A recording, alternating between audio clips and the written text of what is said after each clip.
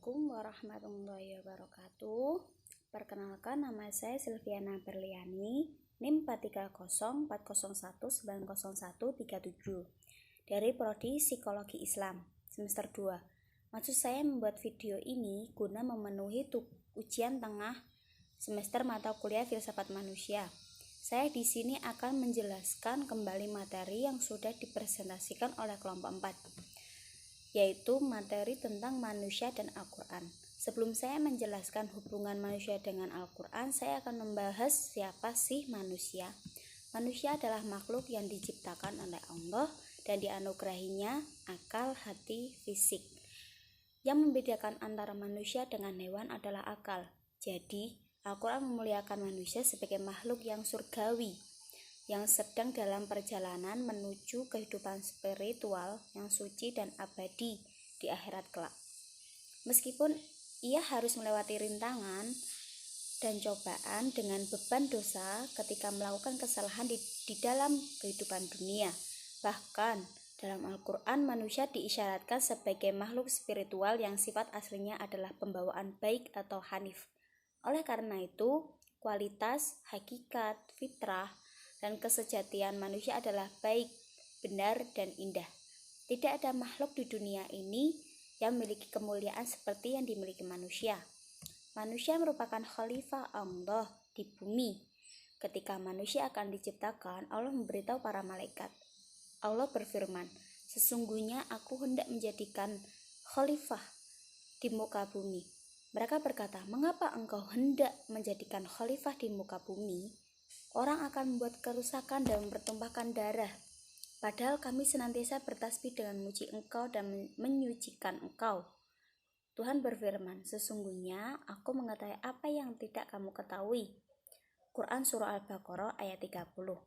Maksud kandungan dari surat ini bahwasanya Allah memberitahu kepada malaikat tentang rencananya menciptakan manusia sebagai khalifah.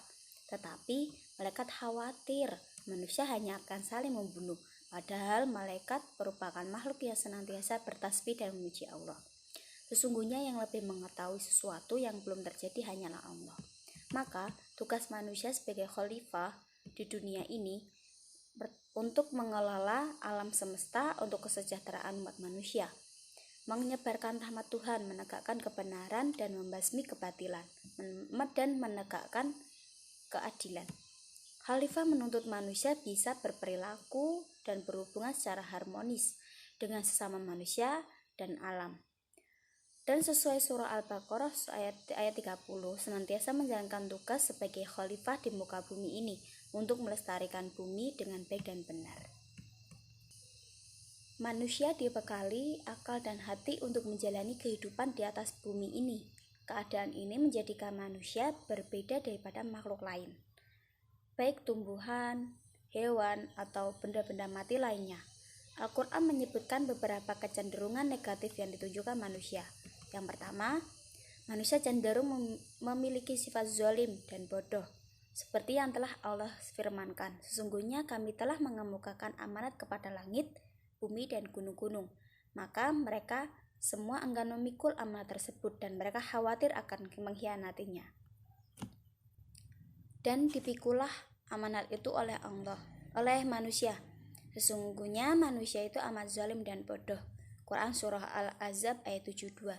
Dan dalam ayat tersebut berisikan dua hal. Yang pertama merupakan respon positif, yaitu berupa Allah mempercayakan kepada manusia amanat yang tidak kuat diamanatkan kepada langit, bumi, dan gunung-gunung. Kedua, menyatakan bahwa manusia itu merupakan makhluk zalim dan bodoh yang tidak dapat menunaikan amanat tersebut dengan benar. Sifat negatif manusia lainnya yaitu sangat mencintai harta benda.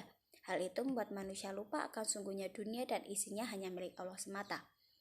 Sisi negatif manusia ini disebutkan dalam Al-Quran Surah Al-Fajr ayat 20, yang artinya, "Dan kamu mencintai harta benda dan kecintaan yang berlebih." Sifat seperti ini membuat manusia memiliki sifat bakhil, enggan mengeluarkan harta benda bahkan untuk dirinya sendiri. Bahkan ada pula yang berbangga-bangga dan sombong. Dalam hidup susah sekali hampir tidak bisa menghilangkan sifat-sifat tersebut. Manusia mudah sekali terkena sifat yang dapat melalaikan diri kepada Allah. Solusinya adalah meminta kekuatan kepada Allah. agar tidak dapat terhindar dari hal tersebut seraya berikhtiar untuk menjadi manusia yang lebih baik. Dilihat dari dasar manusia baik dan buruknya, manusia mempunyai dasar baik dan buruk yang mutlak dan pasif jika tidak ada pengaruh dari luar. Ketika adanya singgungan dari luar, jika singgungan tersebut tidak mengusik dirinya, maka akan aktif sifat baik yang diwujudkan dengan tindakan yang baik. Namun, jika singgungan tersebut mengusik dirinya, maka sifat buruk akan aktif dan diwujudkan dengan tindakan yang buruk. Berdasarkan contoh di atas, J.J. Rousseau dapat menyimpulkan bahwa manusia pada dasarnya adalah baik. Karena dalam contoh di atas, tidak ada yang mengusik dirinya karena hidup dengan keadaan yang sederhana, bahagia, dan tenang. Bagaimana jika hidup miskin, kelaparan, sengsara, belum tentu masih bisa bersikap baik. Karena pada dasarnya manusia membawa dua. Jika seseorang mempunyai karakter yang buruk bukan karena kesalahan dari pembawaan dari lahir dan bukan salah dirinya sepenuhnya, melainkan orang tersebut sekitarnya lah yang membentuk karakter dirinya seperti itu, dan setiap orang harus bisa memahami itu. Selanjutnya, peran efektif manusia dalam membangun masa depan. Ya, seperti yang tadi yang sudah dijelaskan di atas, bahwa manusia memiliki akal dan kehendak sehingga nasib manusia hanya ditentukan oleh dirinya sendiri.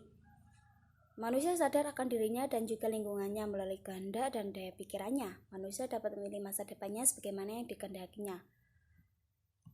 Menyangkut kemampuan dan kebiasaan manusia hanyalah makhluk potensial, yang artinya manusia lahir dalam keadaan tidak membawa kualitas dan kemampuan apapun. Berkat pengetahuannya, manusia mampu menundukkan alam dan memanfaatkannya untuk memenuhi kebutuhan sendiri. Bahwasanya kita tahu pengetahuan dan keimanan mempunyai peranan sendi-sendi dalam membangun masa depan manusia. Peran pengetahuan dalam menunjukkan jalan atau cara membangun masa depan manusia. Sedangkan keimanan memberi manusia petunjuk membangun masa depannya sedemikian rupa sehingga masa depan itu bermanfaat bagi dirinya dan masyarakat. Selanjutnya, hubungan manusia dan takdir. Takdir adalah pengetahuan abadi kepunyaan Allah. Dia memahami waktu sebagai kepastian terkejadian tunggal, dan dia yang meliputi keseluruhan ruang dan waktu tersebut. Bagi Allah, segalanya telah ditentukan dan sudah selesai dalam sebuah takdir. Oleh karena itu, yang dapat kita lakukan hanya berusaha, dan seperti kalimat yang sering kita dengar, tugas kita sebagai manusia hanyalah senantiasa berusaha dan hasil biarlah Allah yang menentukan. Hal yang menegaskan kepentingnya mengusahakan qada untuk menemui qadarnya. Dan hal tiga tersebut yang sering disebut yaitu jodoh, rezeki, dan kematian. Adapun hubungan manusia dan kewajiban. Manusia adalah satu-satunya makhluk yang sanggup hidup dalam kerangka hukum kontraktual, sebab hukum semacam ini dibuat oleh pihak yang kompeten dan kemudian diberlakukan kepada manusia. Sudah barang tentu dalam hukum seperti ini ada kesulitan bagi manusia. Itulah sebabnya mengapa hukum semacam ini disebut kewajiban.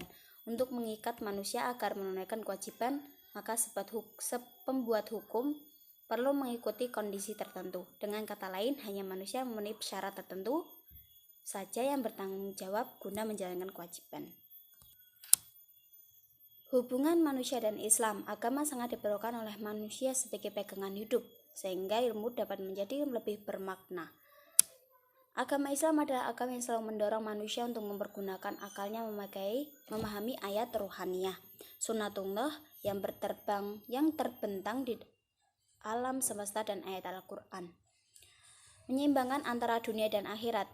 Islam diturunkan kepada Nabi Muhammad untuk menjadi panutan dalam beragama. Agama dan kehidupan beragama merupakan unsur yang tak terpisahkan dari kehidupan dan sistem kebudayaan umat manusia. Sejak awal manusia berbudaya, agama dan kehidupan beragama tersebut telah menggejala dalam kehidupan, bahkan memberikan corak dan bentuk dari semua perilaku kebudayaannya.